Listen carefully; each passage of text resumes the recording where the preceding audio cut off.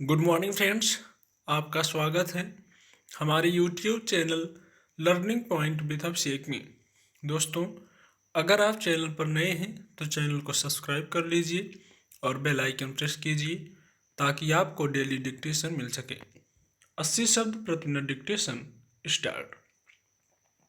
भारत के विभिन्न पारंपरिक ग्रंथों में सुशासन के नियम दिए गए हैं, चाहे वे वैदिक ग्रंथ हों या कौटिल्य का अर्थशास्त्र। हमारे प्राचीन ग्रंथों ने राष्ट्र के विकास के लिए शासन द्वारा उठाए जाने वाले कल्याणकारी उपायों की महत्ता पर सदैव ही बल दिया है। हाल के वर्षों में भारत की विकास गाथा विभिन्न क्षेत्रों में अद्भुत उपलब्धियों से भरी रही है, चाहे राजकोष को सुदृढ़ करना हो, वित्तीय समावेश हो, बुनियादी ढांचा हो या कृषि हो। सर्वांगीण विकास पर सरकार के जोर से विकास का प्रत्येक क्षेत्र चर्चा में आ गया है।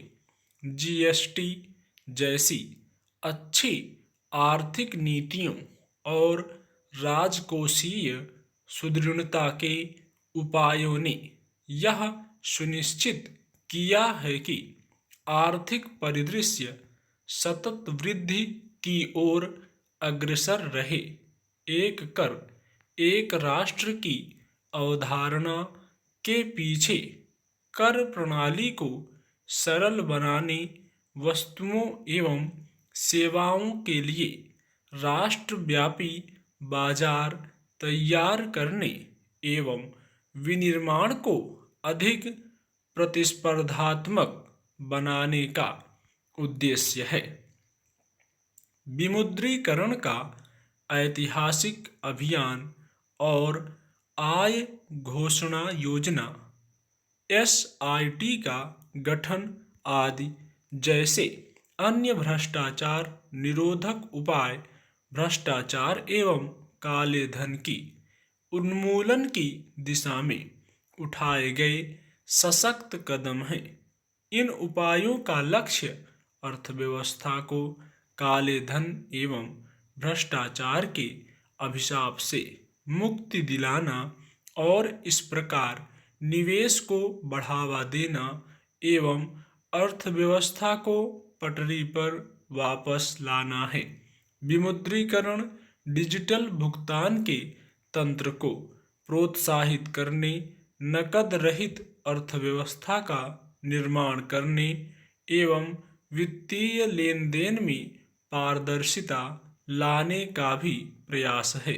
लोगों को कम से कम नकद वाले लेन देन अपनाने के लिए प्रोत्साहित करने के उद्देश्य से भुगतान के विभिन्न डिजिटल तरीके जैसे Bhim app, RuPay debit card आरंभ किए गए।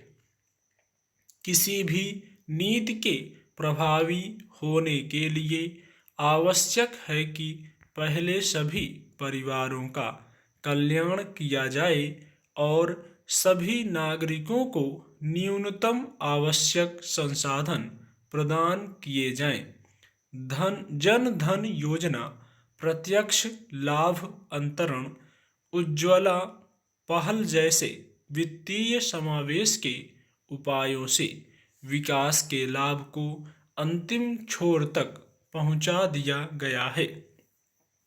भारत की अपरिमित जनांकिकीय संपदा का लाभ उठाने एवं युवाओं हेतु रोजगार के अवसर सृजित करने के लक्ष्य के साथ मेक इन इंडिया के अंतर्गत भारत को विनिर्माण का केंद्र बनाने के विभिन्न उपाय आरंभ किए गए।